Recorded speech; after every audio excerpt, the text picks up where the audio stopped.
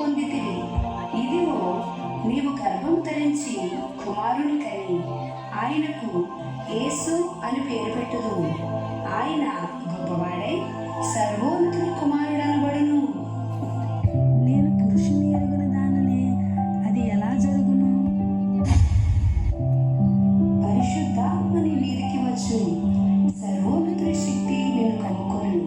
కనుక పుట్టబో శిశువు పరిశుద్ధుడై దేవుని కుమారుడనబడును.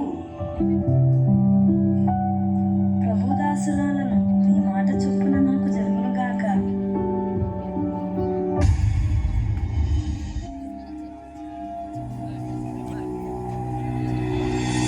ఆమె భర్త అయిన యోసేపు నీతిమంతుడై ఉండి ఆమెను అవమానపరచనలక రహస్యముగా ఆమెను విడనాడనుద్దేశించింది. అతడు ఈ సంగతులను గురించి ఆలోచన చేయుచుండగా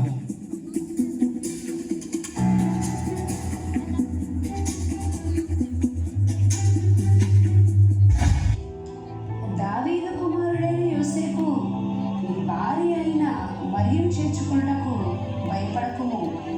ఆమె గర్భము ధరించినది పరిశుద్ధాత్మ వలన కలిగినదే. ఆమె ఒక కుమారుని కనను. తన ప్రజలను వారి పాపముల నుండి ఆయన రక్షించెను. కనుక ఆయనకు యేసు అని పేరు పెట్టుదువు. యోసేపు నిద్ర మేలుకుని ప్రభువు దూత తనకు ఆజ్ఞాపించిన ప్రకారం చేసి తన భార్యను చేర్చుకొనెను.